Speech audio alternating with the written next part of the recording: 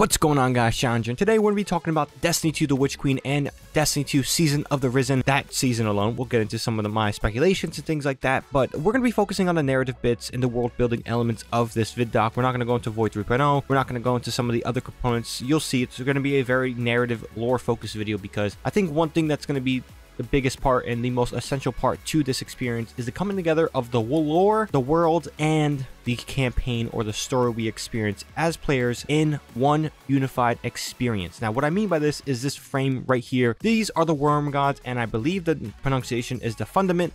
This is the Hive Homeworld, and it seems like we'll be seeing the origin stories, or at least the perspective of Savathun's origin stories of the Hive, of Oryx, of her, Ziggorath, stuff like that. Some interesting lore bits and some of the best stuff the world has ever delivered, and it's all in tech. So seeing this come to life for Bungie doing this, they really honed in on the strongest part of Destiny is the world they have built, and focusing on that as well as building a gameplay experience that interacts with that world. It's gonna be some juicy stuff to be experiencing, and I'm very excited. Now, first off, let's talk about Savathun's throne world, and let's talk about who I think is dead. We don't see Osiris at all in this video. Again, there's this frame of a bunch of different, main players in the Vanguard, in the Destiny 2 experience that are there, but Osiris is absent. So again, there is no Mithrax here, so maybe he's off doing his own thing. But again, it's not confirmation that Osiris is dead, but I do think Osiris is going to be the one biting the dust, or Mara, stuff like that. But seeing Ikora take a pivotal point of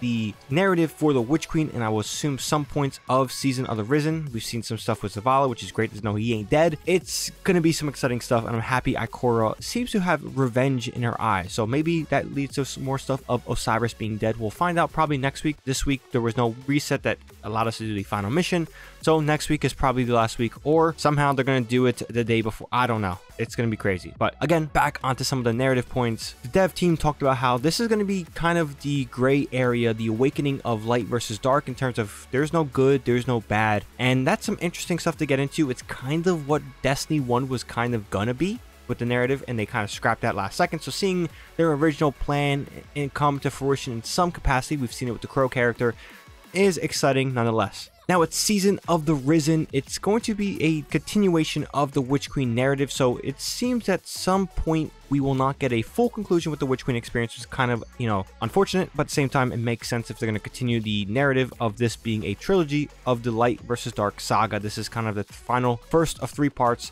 that will be closing out that saga, which again leads to Final Shape, a highly anticipated experience that we are all looking forward to. So I would assume that Savathun won't die, hopefully, and the narrative beats will continue on to Season of the Risen. Now, Season of the Risen sees the return of Kaido, one of my favorite characters introduced last year in Destiny. Zavala and her interacting, and honestly, the Cabal, her being with us, fighting together, some very solid stuff. Now, one thing I did like a lot is locations like the EDZ and the Moon. Very neglected locations recently, especially this past year with Destiny, are getting some love, are getting some tweaks, and I love the EDZ. I'm excited to see that get some more love, and I like the Moon if they did more with it. And it seems like Season of the Risen will be focusing on Moon and EDZ locations, and that's some great stuff. Now, in terms of what this means as an experience as a whole, with Hive Guardians shaking up how we think and react as gamers and players in this world, I'm excited. A lot of the stuff they showed here was very needed information. We have weapon crafting we haven't even talked about. We have different components like just how exotics are working and things in that nature, and your control that the player is given. There is so many different stuff. Hive Guardians are going to be really incentivizing that build style of Destiny that kind of hasn't been incentivized. It's kind of a plus, but again, when it comes to building with stats and things like that, that's mainly for hardcore players that really worry about that.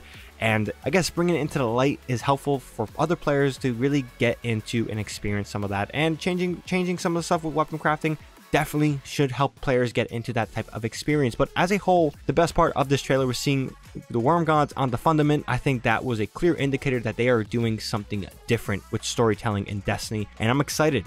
They've nailed the narrative bit of Destiny this past year. The gameplay and interaction with the world as itself, whether it's the narrative beats or the lore beats, has been phenomenal, and as long as I keep this track record, I'm going to continue to play Destiny. Now, there was really talking about gameplay elements in terms of like playlists, Gambit, Crucible. They didn't get into none of that stuff. The most we got gameplay wise was Void 3.0, which is basically the stasis treatment of the aspects and fragments to your Void class. Very excited. We'll talk about that in a different video. But yeah, in terms of the narrative and the lore and the world itself, Bungie really seems to be bringing it all together with the Witch Queen experience, and I cannot wait. So if you guys enjoyed this video and found it informative, definitely drop this video a like. If you guys are new here and want more content with me, we're going to be talking about a lot of Destiny stuff coming up, and we'll break down Void 3.0, weapon crafting, get very specific with some of the stuff so you guys can understand some of those new mechanics coming to the game, as well as when the Witch Queen launches. Shit ton of videos. I cannot wait. But yeah, with all out the way, be sure to subscribe if you're new. So ShadowNinja here, and I'm out.